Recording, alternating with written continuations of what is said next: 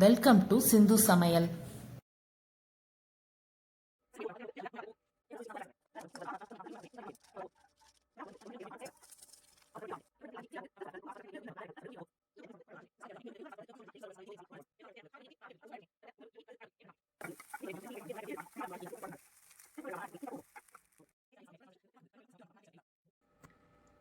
நம்ம இன்னைக்கு பண்ண போற டிஷ் வந்து எள்ளு சாதம். அதுக்கு தேவையான பொருட்கள் என்னென்னு சொல்றேன். ஃபர்ஸ்ட் நம்ம எள்ளு பொடி பண்ண போறோம். அதுக்கு தேவையான பொருட்கள்: எள்ளு 50 கிராம், 3 மிளகாய் வத்தல், உப்பு. இப்போ அடுப்புல ஒரு கடாய் வச்சிருக்கேன். அதை சூடு ஏறிடுச்சு. சூடு ஏறினோடனே எள்ளு நம்ம அதுல சேர்க்க போறோம்.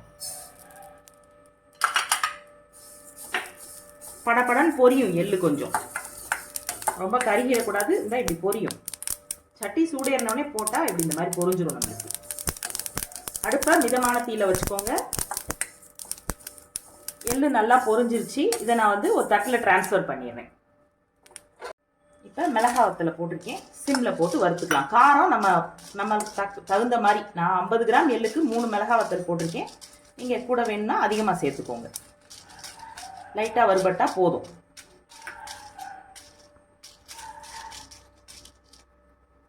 இந்த மிளகாய் வத்தல் வறுக்கும் போது நம்மளுக்கு ஒரு மாதிரி நெடியெல்லாம் மூக்கில் ஏறுற மாதிரி இருக்கும். அதனால உப்பை சேர்த்தே வறுத்துடலாம்.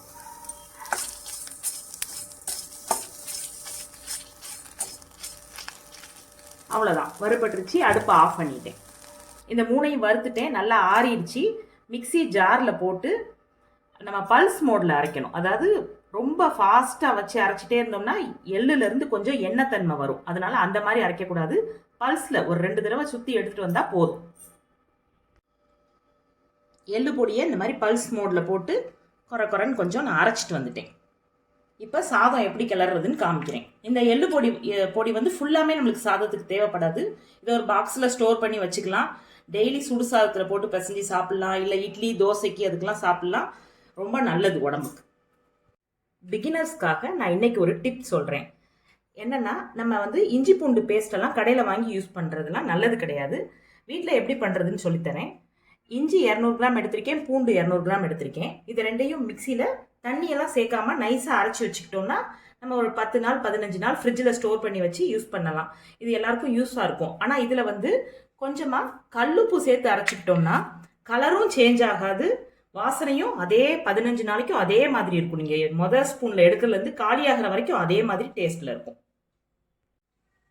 தண்ணி சேர்க்காம இந்த இஞ்சி பூண்டு பேஸ்ட்டை நான் ரெடி பண்ணிட்டேன். கல்லுப்பு போட்டனால பாருங்கள் கலர் எப்படி வெள்ளை வெள்ளைன்னு இருக்கு. இதே மாதிரி கடைசி வரைக்கும் இருக்கும். இஞ்சி பூண்டு பேஸ்ட்டு ரெடி. எள்ளு சாதம் பண்ணுறதுக்கு தேவையான பொருட்கள்: சாதம் இந்த மாதிரி உதிரியாக வடித்து இந்த மாதிரி ஆற வச்சு எடுத்து வச்சுருக்கேன். அப்புறம் 1 ஸ்பூன் நல்லெண்ணெய் எடுத்து வச்சுருக்கேன்.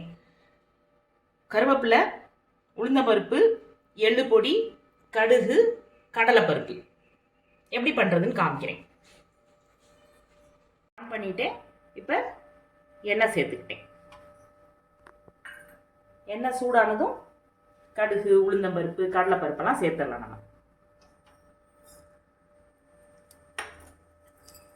கடுகு போட்டேன், உளுந்தம்பருப்பு,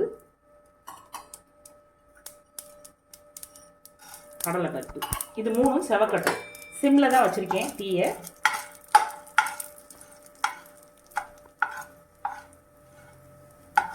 நல்லா பொரியட்டும். இந்த உளுந்தம்பருப்பு கடலைப்பருப்புலாம் செவந்து வந்துருச்சு. இப்போ நம்ம கருவேப்பிலையை சேர்த்துடலாம்.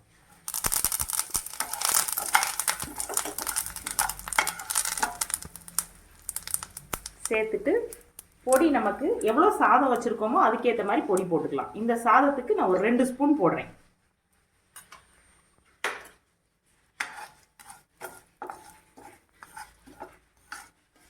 சாதத்தை போட்டு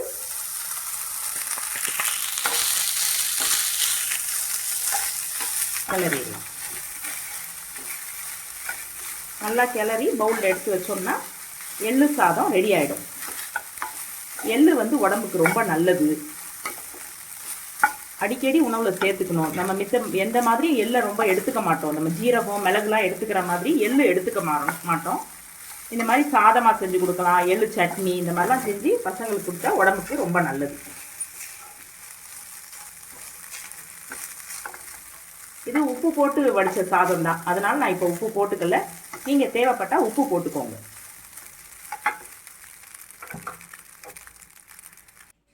டேஸ்டியான எள்ளு சாதம் ரெடி ஆயிடுச்சு. இந்த எள்ளு பொடி நீங்களும் ட்ரை பண்ணி பாருங்க. இது வந்து ரொம்ப நல்லா டேஸ்ட்டாக இருக்கும். இட்லி, தோசை, சுடு சாதத்தில் டெய்லி ஒரு ஸ்பூன் போட்டு சாப்பிட்லாம், நல்லாயிருக்கும்.